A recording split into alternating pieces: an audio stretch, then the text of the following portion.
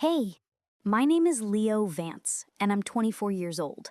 I live alone in a small, two-bedroom house on the edge of Southtown, Connecticut, a town so quiet you can hear the river murmur when the wind shifts just right. The house used to belong to my grandfather. He left it to me when he passed 4 years ago, right after I dropped out of community college and realized I wasn't cut out for lecture halls or student loans. It's nothing special. Faded blue siding, a porch that creaks like it's complaining, and a workshop where the smell of wood stain and old varnish clings to everything. But it's mine, paid off with the last of Grandpa's savings, and that's more than most people my age can say. I make a living doing whatever needs restoring. Antique furniture, mostly. Dovetail joints that have given up, veneers that have peeled, the occasional fractured leg on one of the old colonials downtown.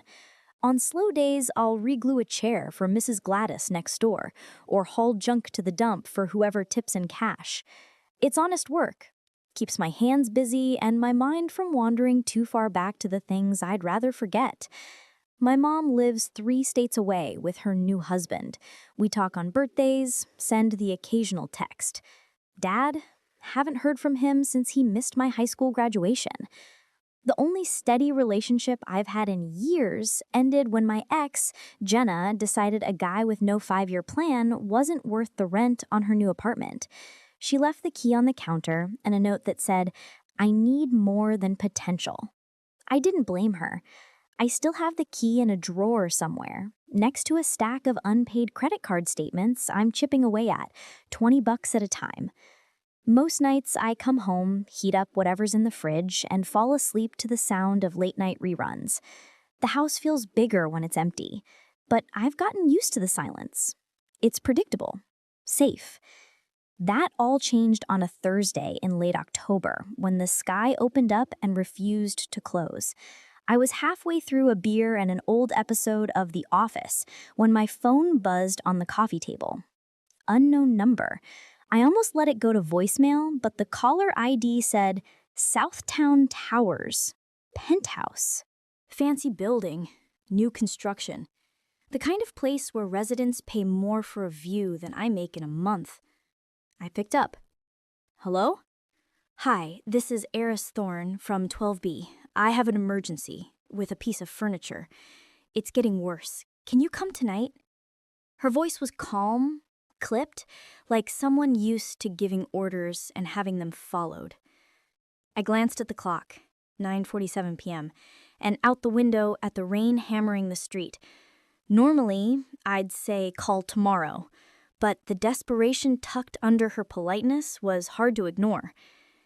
Give me 20 minutes, I said. I grabbed my toolkit, threw on a hoodie, and drove through sheets of water that turned the windshield into a blur. Southtown Towers loomed at the end of Maple Street, all glass and steel, glowing like a spaceship against the storm. The doorman waved me through without a word. I guess a guy with a toolbox and soaked sneakers doesn't look like much of a threat. The elevator ride to the 12th floor was silent, except for the hum of the motor and the drip of rainwater from my hair onto the marble floor. When the door slid open, I stepped into a hallway that smelled like new paint and money. Apartment 12B was at the end, the door already cracked open. I knocked once. Restoration. Come in. Dr. Aris Thorne stood in the foyer, arms crossed, still in what looked like charcoal gray scrubs, or maybe just a severe suit. It was hard to tell. Her dark hair was pulled back in a severe bun, a few strands escaping like they'd given up. She was taller than I expected, maybe 5'9" in the low heels, and even exhausted, she carried herself like someone who'd never had to ask twice for anything. Except tonight. It's in the living room, she said, turning without waiting for me to introduce myself. I'll stay out of your way. I followed her. The apartment was massive, open plan, floor-to-ceiling windows, a view of the river that probably cost more than my house. But it was empty in a way that went beyond furniture. No photos on the walls, no books on the shelves, no throw pillows or candles, or any of the little messes people leave when they actually live somewhere.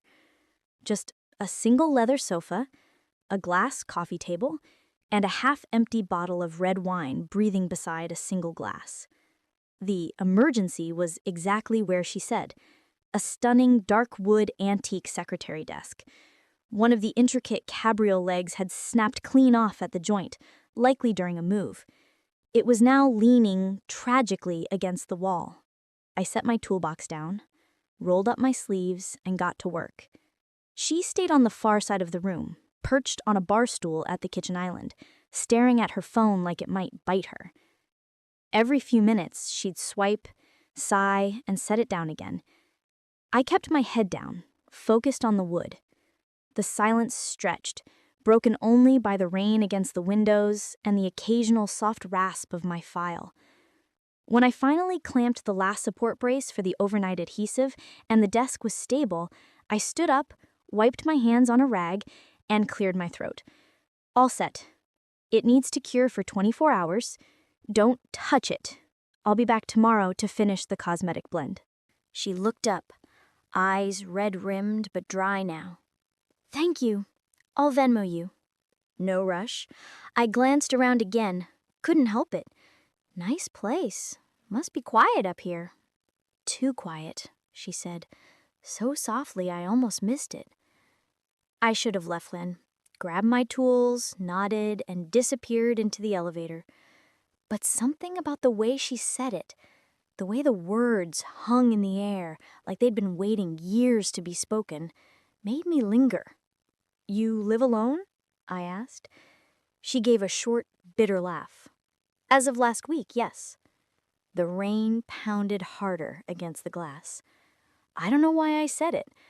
Maybe it was the wine on her breath, or the way the apartment felt like a museum no one visited. Maybe I was just tired of my own empty rooms. Well, if it ever feels too big, I said, you could always crash at my place. It's cramped, the porch leaks, and the neighbor's dog barks at 3 a.m., but at least someone talks back. I meant it as a joke, a dumb throwaway line to cut the tension. I even laughed, awkward and too loud in the sterile space. She didn't laugh back, just looked at me with something I couldn't read. Then she nodded once, like she was filing it away. I packed up, gave her my card in case the desk acted up again, and left. The elevator ride down felt longer than the ride up. By the time I got home, soaked and shivering, I'd already forgotten the conversation. Or tried to. The next morning, I woke to the sound of knocking. It was 6:47 a.m. The rain had slowed to a drizzle, gray light leaking through the curtains. I stumbled to the door in boxers and an old t-shirt, expecting Mrs. Gladys with another casserole or a complaint about a wobbly chair. Instead, Dr. Aris Thorne stood on my porch, drenched, a small black suitcase at her feet. Her hair was loose now, wet strands clinging to her cheeks. She wore jeans and a cream sweater that had seen better days. Her eyes were wide, determined, and just a little terrified. Your offer, she said, voice steady despite the tremor in her hands. Does it still stand? I stared at her, brain half asleep, rain dripping from the eaves onto my bare feet. What? She swallowed. I don't have anywhere else I want to be. I stood there in the doorway, barefoot and blinking, trying to process the sight of Aris Thorne, penthouse surgeon, still dripping from the rain on my sagging porch with a suitcase that probably cost more than my truck. The morning air smelled like wet leaves and sawdust from my workshop. If you believe in second chances and stories like this, do me a favor and hit that subscribe button. You won't want to miss how this ends. She shifted her weight, the handle of the suitcase creaking under her grip. Come in before you catch pneumonia, I muttered, stepping aside. She hesitated, just for a second, then crossed the threshold. The floorboards groaned under her boots, boots that looked like they'd never seen mud until today. I closed the door behind her and flipped on the kitchen light. The bulb flickered once, then steadied, casting a warm, uneven glow over the clutter. I suddenly wished I'd cleaned up yesterday's takeout containers, a pile of bills on the counter, the sofa with its permanent dent where I slept most nights. Aris set the suitcase down gently, like she was afraid it might bruise the floor. She took in the room, the mismatched chairs, the ancient radiator hissing in the corner, the single framed photo of Grandpa and me at the rake when I was 12. Her gaze lingered on the photo longer than the rest. "I can pay rent," she said, pulling an envelope from her coat pocket. 3 weeks, cash. That's all I need. Quiet, a place to think. I rubbed the back of my neck, still half convinced this was a dream. "You don't have to." She placed the envelope on the counter. 5 crisp hundreds, more than I made in a good week. "I'm not here for charity." I wanted to argue, but the look in her eyes, steady, almost defiant, the same look a surgeon must have before a cut, stopped me. "Fine, guest room's down the hall. It's basic." She nodded, picked up the suitcase, and disappeared around the corner. I heard the door click shut. Then nothing. No footsteps, no unpacking, just the soft patter of rain on the roof. That first week, we were ghosts in the same house. I'd leave before dawn for jobs, Mrs. Lang's dining table, the bakery's front counter, a rental on Elm Street with a chest of drawers that wouldn't open. I'd come home after dark, boots caked in sawdust, and find the kitchen light on, a plate of something covered in foil on the stove, chicken and rice, lasagna, once a steak so perfectly seared I almost cried. No note, just food. Aris stayed in her room most of the time. I'd hear the shower running at odd hours, the creak of the floorboards when she paced. Sometimes I'd catch a glimpse of her through the crack in the door, curled on the bed with a book, hair loose, wearing one of my old flannel shirts, because her clothes were all dry clean only. She looked smaller without the scrubs. We didn't talk, not really. A good morning if we passed in the hall, a thanks for the food mumbled over coffee. I slept on the sofa, blanket pulled up to my chin, pretending the lump in my throat was just from the draft. But the house started to change. One morning, I came downstairs and found the pile of bills neatly stacked, a rubber band around them. The takeout containers were gone. The sink sparkled. I opened the fridge and saw groceries. Real groceries. Eggs, milk, a bag of apples. A 6-pack of the IPA I liked. No note. That night, I knocked on her door. She opened it a crack, eyes wary.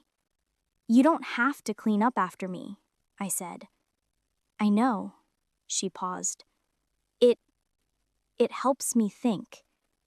I nodded, not sure what to say.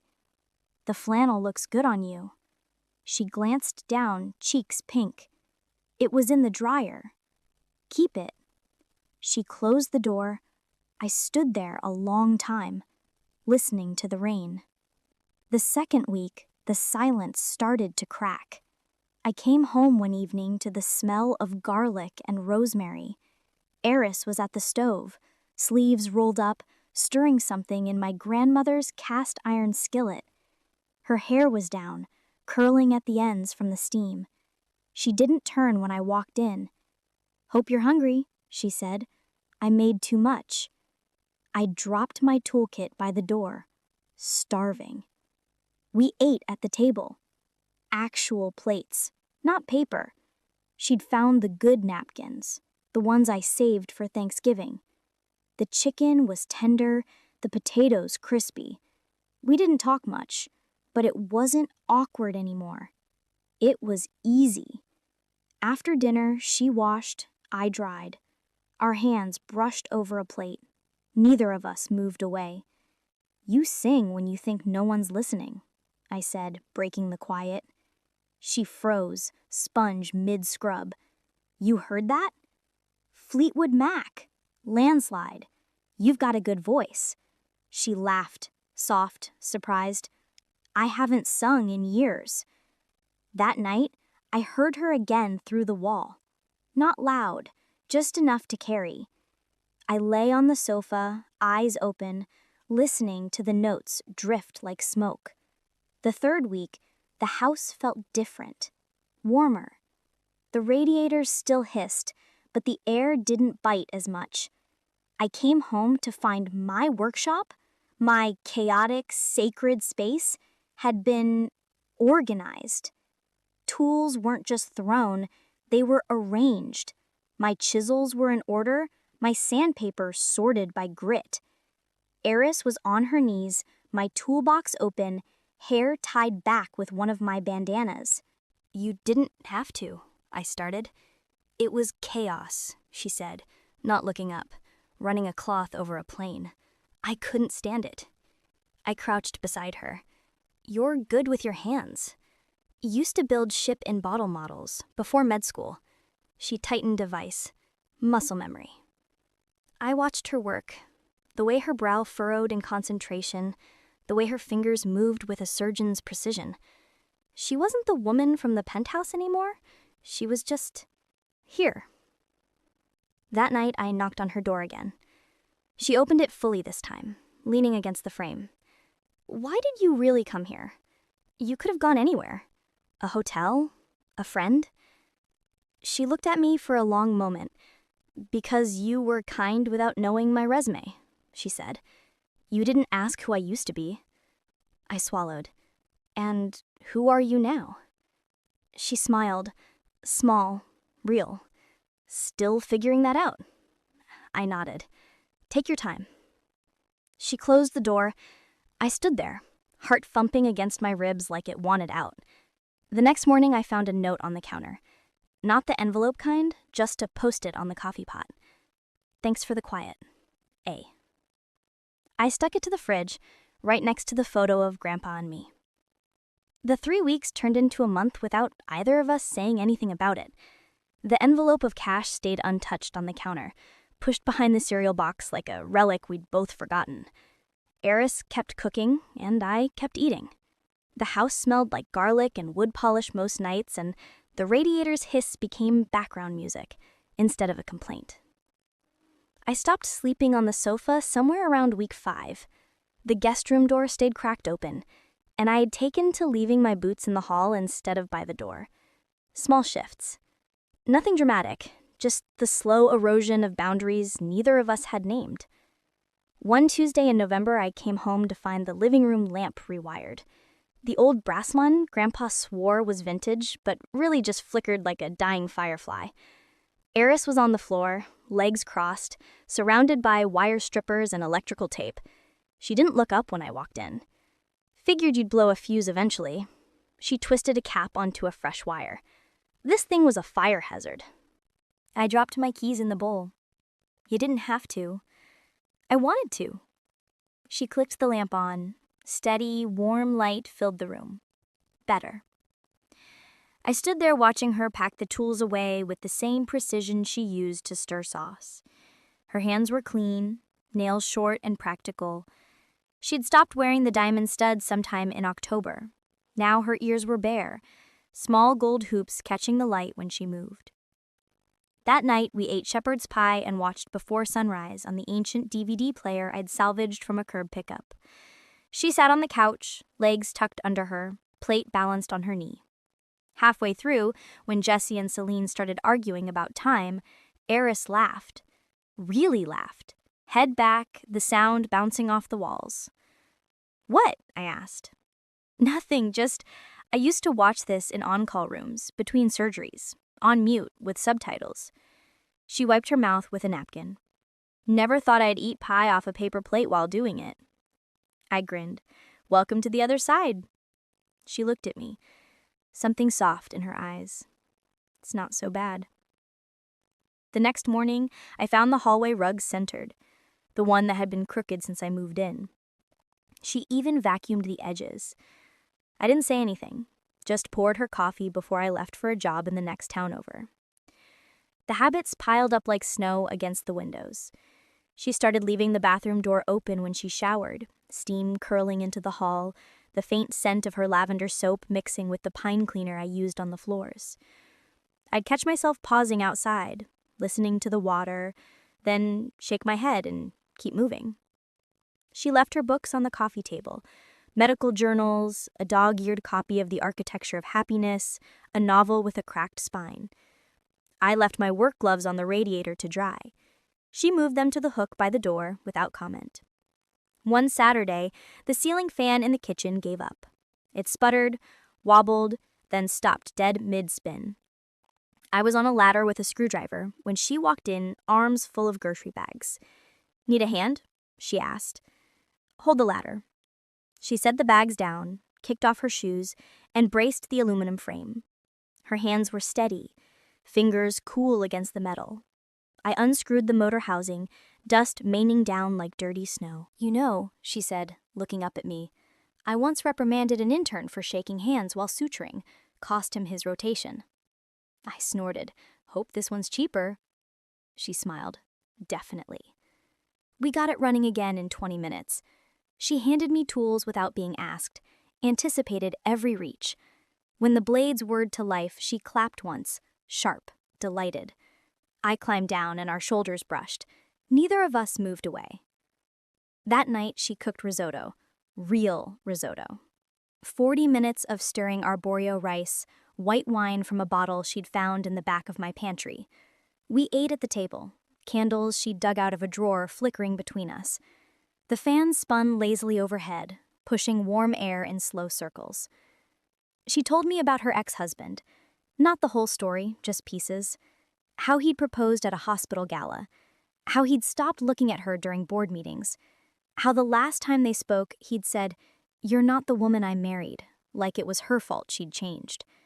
I told her about Jenna, the note, the key, the way I'd sat on the porch after she left, staring at the empty driveway until the sun came up. We didn't cry. We didn't hug. We just sat there, the fan humming, the candles burning lower. Later, we walked down to the river. The path was slick with leaves, the water black and glassy under the streetlights. She wore my old denim jacket. It swallowed her. Sleeves rolled 3 times. We didn't hold hands, but our arms swung in rhythm, knuckles grazing every few steps. She stopped at the bench by the old mill. "I used to run here," she said, "before the divorce. 5 miles every morning. Thought if I kept moving, nothing could catch me." I sat beside her. "And now?" She said, "Now I'm standing still, and it doesn't feel like falling." I reached over, brushed a leaf from her hair. She leaned into the touch, just slightly. Her hand found mine on the bench, fingers threading without hesitation. We stayed like that until the cold crept through our clothes. It's funny, isn't it? How 2 complete strangers can feel more like home than anything you've ever known. We tell these stories because we all have moments like this, moments that change everything. And if you're enjoying this, and you haven't yet, please take a second to subscribe. It lets me know you're out there, and it keeps these stories coming. Back home, she made cocoa. Real cocoa. Milk, chocolate, a pinch of chili. We drank it on the porch, wrapped in the same blanket. The rain had stopped. The air smelled clean, sharp. She rested her head on my shoulder. I didn't move. Inside, the house felt different. The walls had stories now. The kitchen table had scars from her knives. The hallway smelled like her soap and my sawdust. The guest room door stayed open. My boots lived in the hall. The envelope of cash was still on the counter, but neither of us mentioned the 3 weeks anymore. One night, I came home to find her asleep on the couch, book open on her chest. The lamp cast a soft circle of light over her face, lines smoothed, mouth slightly open. I stood there longer than I should have, watching the rise and fall of her breathing. Then I grabbed the throw from the armchair, draped it over her, and turned off the light. She stirred. "Leo? Go back to sleep." She didn't. She sat up, hair mussed, eyes heavy. "Stay." I hesitated, then sat on the opposite end of the couch. She scooted close, her head on my thigh, like it was the most natural thing. I rested my hand on her shoulder, thumb tracing the edge of the flannel. We didn't speak. The fan spun overhead, the house settled around us. Somewhere, between the cocoa and the quiet, The corners of the house stopped feeling like mine alone. They felt like ours. By the time December rolled in, the town had started to notice. Southtown's gossip traveled faster than the river after a thaw. And a woman like Aris, tall, polished, driving a silver Audi that looked out of place on my graveled driveway, didn't go unseen. Mrs. Gladys cornered me at the mailbox one morning, her curlers still in despite the hour. "That's your girlfriend, Leo? The one with the fancy car?" I fumbled with the junk mail. "Just a friend, renting the spare room." She raised an eyebrow so high it nearly touched her hairline. "Friends don't cook dinner every night and organize your workshop." I muttered something about woodworking discounts and escaped inside. Aris was at the kitchen table, laptop open, typing furiously. She looked up when I slammed the door harder than intended. "Everything okay?" "Neighbors," I said, dropping the mail. "They think you're my sugar mama." She laughed, short, surprised. "Let them. Keeps the Jehovah's Witnesses away." But the questions kept coming. At the hardware store, Mr. Patel asked if I was settling down. At the diner, the waitress slipped an extra pancake onto my plate and winked, "For the lady at home." I stopped correcting them. It was easier than explaining something I didn't have words for. Aris didn't seem to care. She'd started wearing my hoodies to the grocery store, hair in a messy bun, no makeup. She waved at Mrs. Gladys like they were old pals. She even helped Mr. Patel carry mulch to his truck one afternoon. Sleeves rolled, dirt under her nails. The town didn't know what to make of her, but they liked her anyway. Inside the house, the lines blurred further. Her toothbrush lived next to mine. Her coat hung on the hook by the door. The guest room bed stained made, but she hadn't slept in it for weeks. We didn't talk about it. We just moved like planets adjusting orbit, without noticing the gravity. Then the call came. It was a Tuesday, gray and cold. I was under the sink at the bakery, elbow deep in grease from their ancient dishwasher, when my phone buzzed in my pocket. I ignored it. It buzzed again. And again. When I finally crawled out, hands black, there were 7 missed calls from an unknown number, and a voicemail. I played it on speaker while wiping my hands on a rag. "Dr. Thorne, this is Victor Lang from the hospital board. We need to discuss your resignation. The shareholders are concerned. Your absence is affecting morale. We're prepared to offer you the chief of surgery position, full authority, increased equity, but we need you back in the city. Now. Call me." I stared at the phone. Aris was in the living room, curled on the couch with a book. She hadn't heard. That night, she didn't cook. She paced instead, phone to her ear, voice low and sharp. I caught fragments. Image, optics, liability. When she hung up, she stood at the window, staring at the river like it might give her answers. "They want me back," she said finally. "Tomorrow, emergency meeting." I nodded, throat tight. "What do you want?" She didn't answer. Just turned off the light and went to bed. My bed. But she faced the wall. She was gone before I woke up.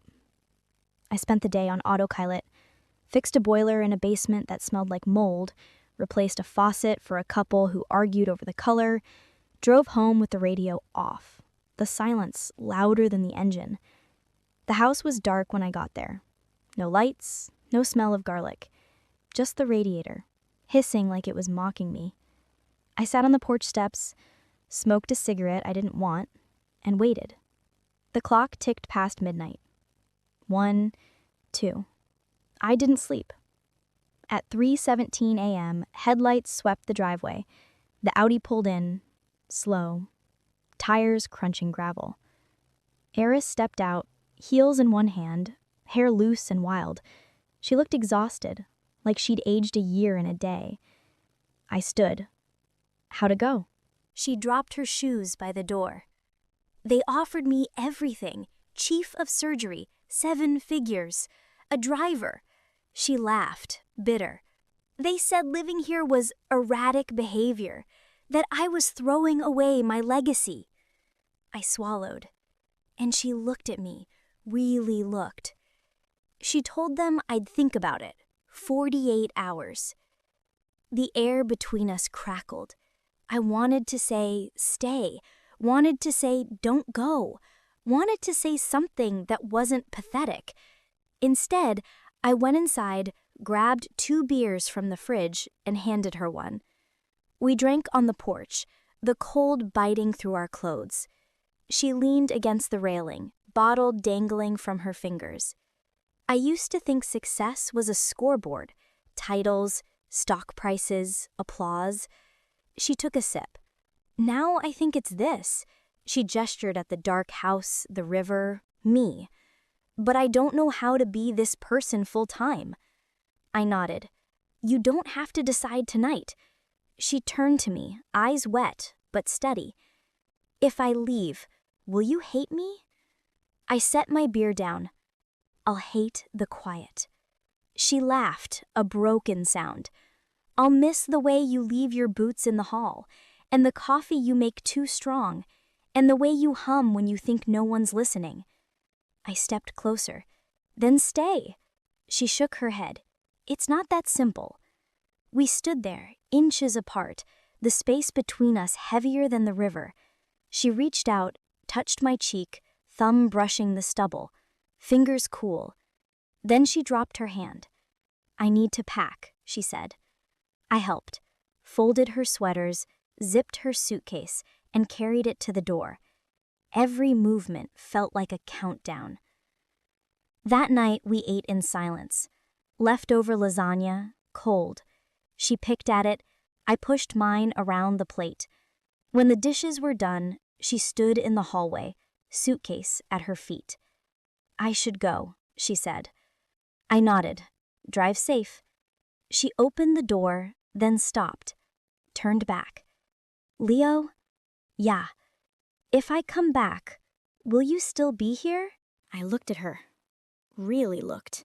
The woman who'd fixed my lamp, organized my tools, slept in my bed without asking permission.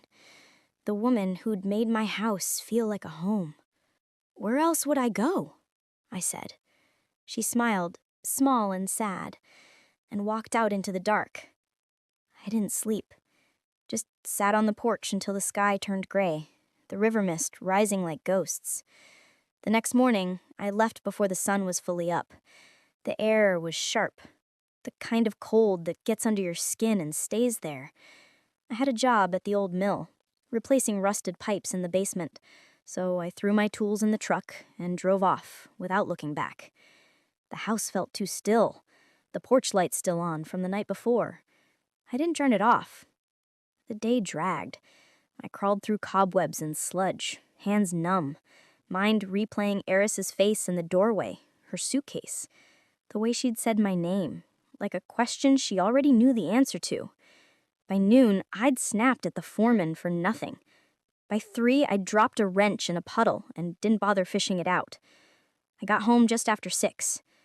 The sky was the color of wet slate, the river turning brown and fast. The Audi wasn't in the driveway. The porch light was off. I sat in the truck for a long minute, keys in my hand, staring at the empty space where her car should have been. Then I went inside. The house smelled like nothing.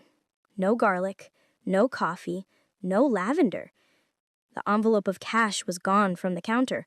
The post-it with her handwriting, "Thanks for the quiet," was still on the fridge, but the corner had curled. I opened the fridge out of habit. Her apples were still there, starting to brown. The IPA was gone. I walked down the hall. The guest room door was open.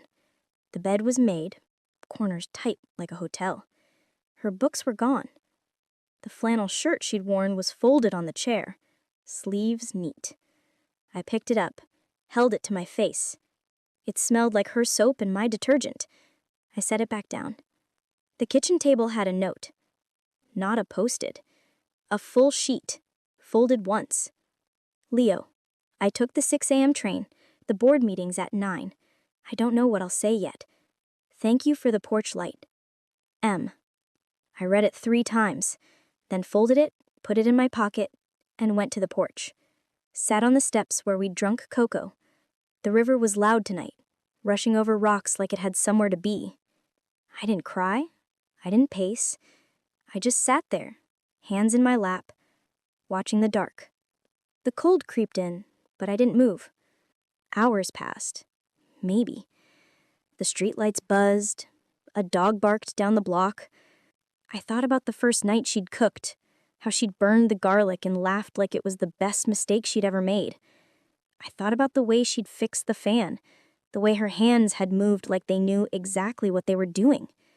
I thought about the night she'd fallen asleep on my thigh, her breathing soft against my jeans.